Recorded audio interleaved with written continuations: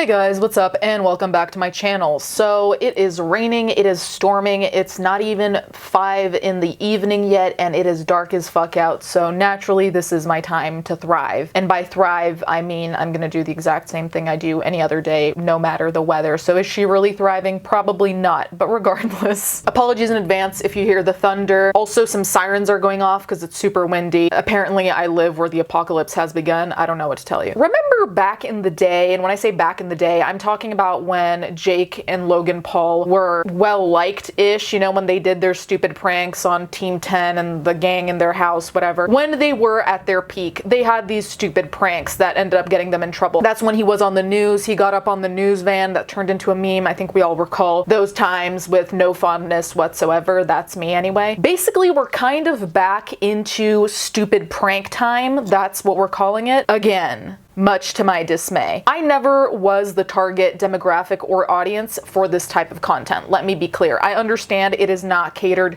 to me because most of the time the pranks are just not funny.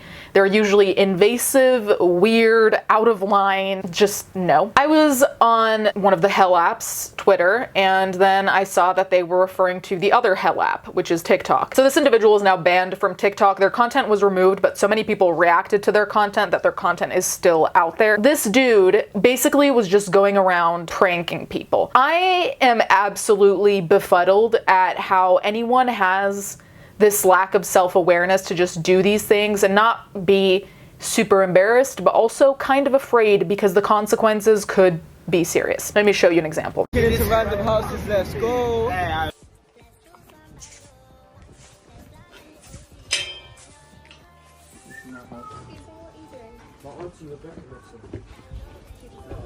James? Come to the front door right now, please. James? James. You man, come. Hello, James. We need to speak to James. James. Hi. James. Is this Right, where the let's study go group is? No. No. What door number is this? No. Study group. 5:30. Come on. Come on. Come on.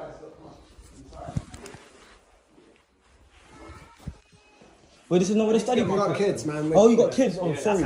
Oh, I thought this was the study group. I actually thought. And this is the study group. So in this example, he straight up went into someone's house. I really don't know what to say about this because it seems so obviously like a crossing of boundaries. Literally, you went into someone's front door. Like, what other more concrete boundary could someone really have? A lot of people in the comments were talking about how like it's good that this is in America or this guy would have gotten shot.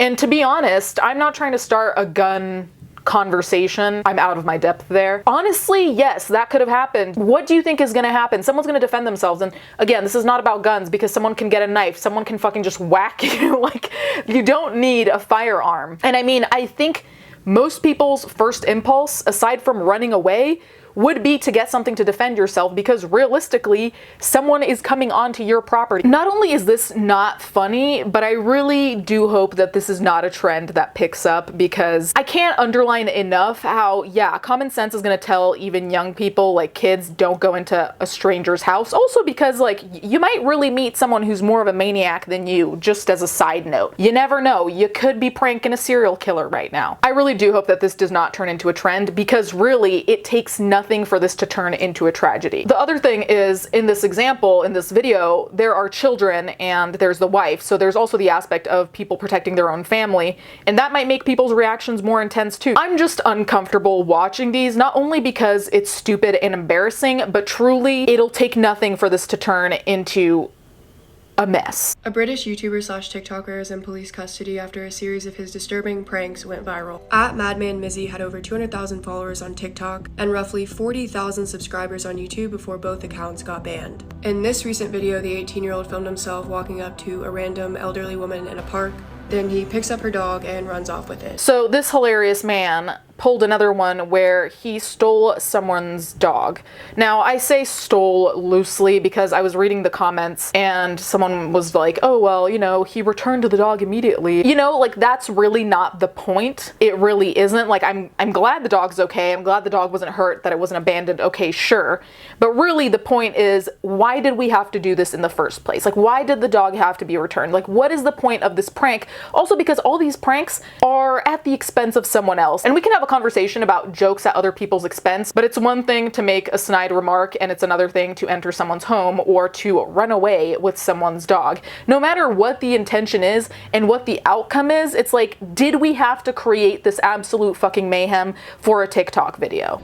Another series of pranks is the "Do you want to die" prank, where Mizzy and his friends walk up to strangers and keep asking repeatedly, "Do you want to die? Do you want to die?" and sometimes chase them. Hi, so I didn't comment on this when I was filming because I don't really think it's necessary for me to say that going up to someone and saying, "Do you want to die?" is incredibly fucking stupid. That actually will get you killed, or like I said, you will meet someone more unhinged than you. It has happened to me. A kid once told me they were going to stab me, and I said, okay, that scared the living hell out of them. You are going to meet someone unhinged, I promise you. I hate to say this, it proves a little bit of what the older generation says. And honestly, there is no part of me that is happy about that, because truly it is exhausting defending social media to older people.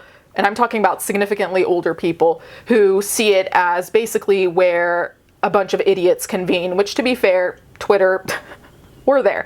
But on a serious note, it's like you're proving all these people right that social media rots your brain. And granted, I think your brain is already rotted if you think this is funny in the first place, social media or not. It's just giving these types of people influence is crazy. And again, it's not really about not pranking, because there are ways where you can do pranks where it's not at someone else's expense, where you can have a laugh and it's not that deep or whatever. But when we start going for personal boundaries, like we saw in the first video, I just really don't know what we're expecting. But more than that, it's like, okay, you're putting people in a difficult position, honestly. So I checked up, and apparently they are facing legal consequences of sorts. I'll put that on the screen so you can read. I really hope that this does serve not as a lesson for everyone, because Lord knows TikTok and Twitter don't learn, but I really do hope that people look at this and kind of consider what the fuck they're doing for Instagram, for YouTube, for TikTok. Like, we've just seen so many examples of people completely losing sight